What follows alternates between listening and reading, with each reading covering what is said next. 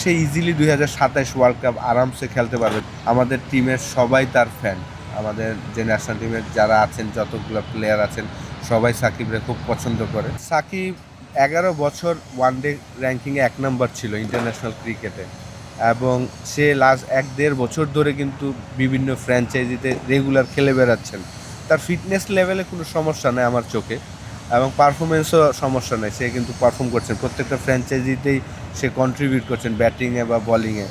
তো 12ই ফেব্রুয়ারি ইলেকশনের পরে যদি তার যেই সমস্যাগুলো এগুলো যদি সমাধান হয়ে যায়, অবশ্যই আমি মনে করি যে যদিও তার একটা ইন্টারভিউ দেখেছি যে সে পুরো একটা সিরিজ খেলা ছেড়ে দিতে চান, কিন্তু আমি ব্যক্তিগতভাবে মনে করি যে যেহেতু আর 1 বছর পরে আমাদের 50 ওভার ওয়ার্ল্ড কাপ, এবং আমাদের T20 50 ওভার ওয়ার্ল্ড কাপে খেলতে হলে ডাইরেক্ট যদি খেলতে হয় 7 নম্বর পজিশনে থাকতে হবে।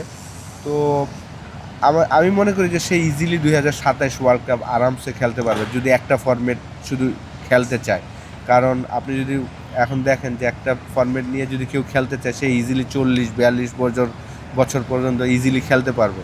তো সাকিবের যে ফিটনেস, আমি মনে করি যে সব কিছু সমাধান করে যদি আসতে পারে, আমাদের দেশের জন্য লাভ হবে।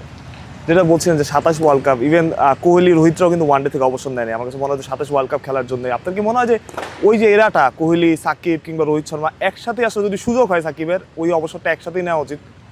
অবশ্যই আমি মনে করি যে ওয়ার্ল্ড কাপ পর্যন্ত খেলা এবং ওয়ার্ল্ড কাপ থেকে পরে হয়তো বা ওইখানেই বিদায় নেওয়াটা, কারণ এরকম অপরচুনিটি আমার মনে হয় যে মাশরাফির এসেছিল, মাহমুদুল্লাহর এসেছিল যে ওয়ার্ল্ড কাপ খেলে লাস্ট ম্যাচ থেকে বিদায় নেওয়াটা, কিন্তু তারা ওই জিনিসটা নেয়নি।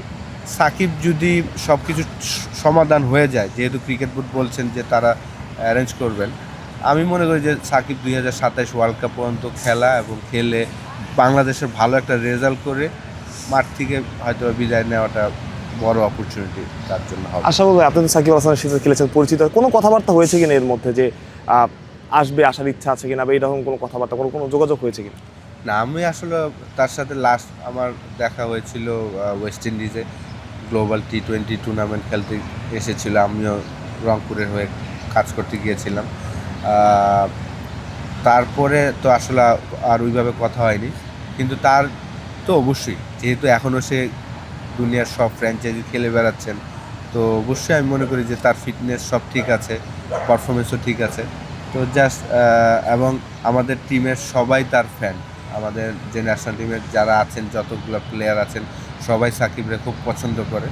তো সেই জায়গায় আমার মনে হয় যে সে আসলে আমাদের টিমের জন্য আলাদা একটা পাওয়ার তো বাড়বে। প্রথম যে প্রশ্ন করেছিলাম আশাফুল ভাই, যে আপনি তার সাথে খেলেছেন, মানে এখন আপনি আবার কোচিং তো করানো হয়নি কখনো আসলে। যে সাকিবকে কোচিং করান, আসলে একটা টিপস যদি আপনার দিতে বলা হয়, কি টিপস দিবেন আসলে?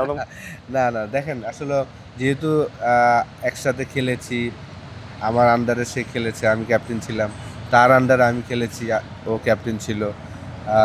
মুশফিকও কিন্তু আমরা একসাথে খেলেছি। তো তার 100তম টেস্টেও আমি কোচ হিসাবেই ছিলাম, এবং আলহামদুলিল্লাহ সে 100ও করেছে। এই জায়গায় কোচ প্লেয়ারের রিলেশনটা কিন্তু কি থাকে যে আপনার আন্ডারস্ট্যান্ডিং, যে আপনি কোনটা পছন্দ করেন। তো ওই অতটুকু জ্ঞান আলহামদুলিল্লাহ আছে যে সাকিবকে আমার কি বলতে হবে, কি বলতে হবে না, এটা আমারও আছে এবং সাকিবেরও আছে। আমি মনে করি যে যদি কোনো কিছু প্রয়োজন হয় ডেফিনেটলি বলবো, সেটা তো শোনার বিষয় প্লেয়ারের, আর আমার বলার বিষয় আমি বলবো।